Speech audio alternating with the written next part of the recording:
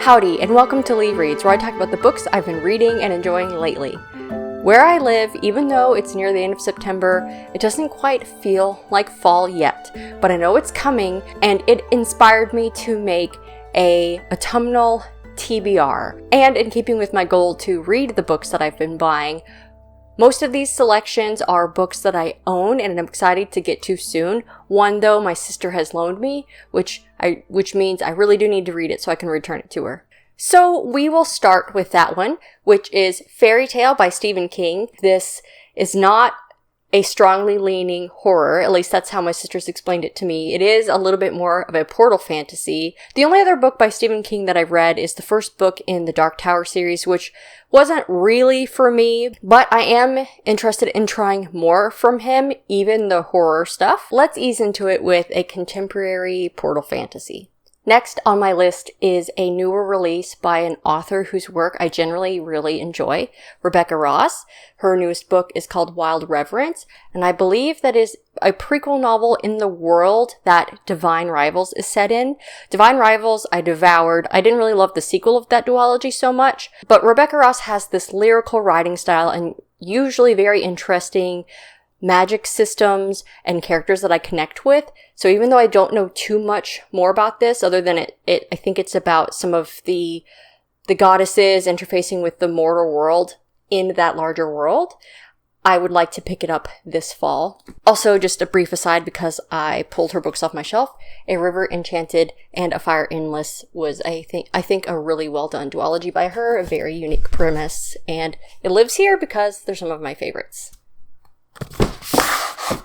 Next, some science fiction. The Howling Dark, which is the second book in the Sun Eater series. I started this on audio. I do want to make progress in this series.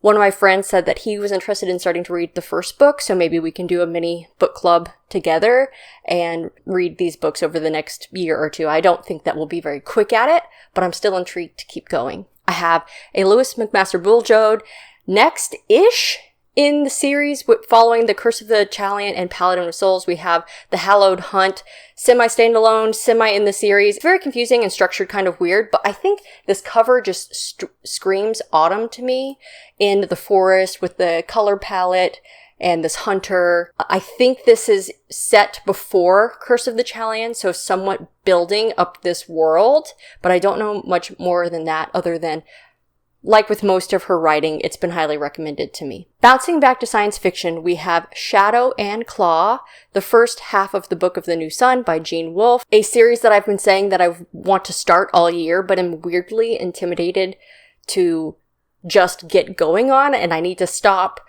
being intimidated and pick it up. Book 1 is The Shadow of the Torturer, and Book 2 is The Claw of the Conciliator. So I would like to at least read The Shadow of the Torturer. And what renewed my interest in this is I recently saw something online that described it as a sci-fi that starts out sort of fantasy feeling. And I just really love that. This next one I have been saving specifically for fall. Between Two Fires by Christopher Breland, which is a story about a priest, a soldier, and a young girl during the time of the plague in medieval times. And I think they have to make this journey across plague and battle-torn lands. The subtitle says an epic tale of medieval horror, so it seems perfect for this season. I read The Black Tongue Thief by this author. I thought that had great humor, and the general premise and overall vibe of this really intrigues me, especially because you have the skeleton dressed in this knight's garb.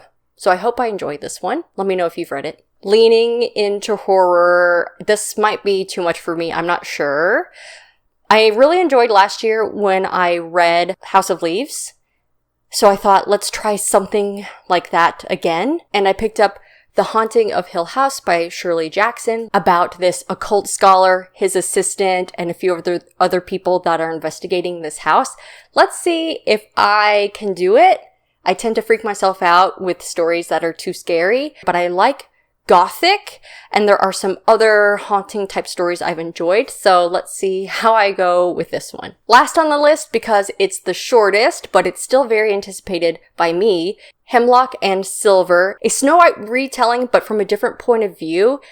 In this story, the king's daughter's been poisoned, and he summons the main character, who's this woman who is an expert at poisons and cures, to figure out what's going on and see if he can help his daughter. I love how it's a new angle to that fairy tale, and I'm sure it's going to have the dash of T. Kingfisher whimsy, humor, and horror all mixed in there. And that is my general autumnal TBR. I'm sure I will read other things mixed in there, and maybe I won't get to everything on this list, but they're all books that I'm very much looking forward to reading. So hopefully I get through them all over the next few months. We will see. I will report back as I read them.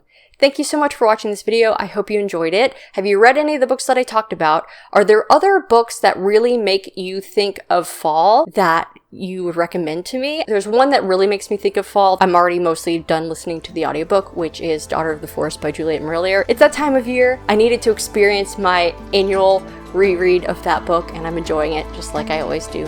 Thanks again, and as always, don't forget to support your local library. Bye.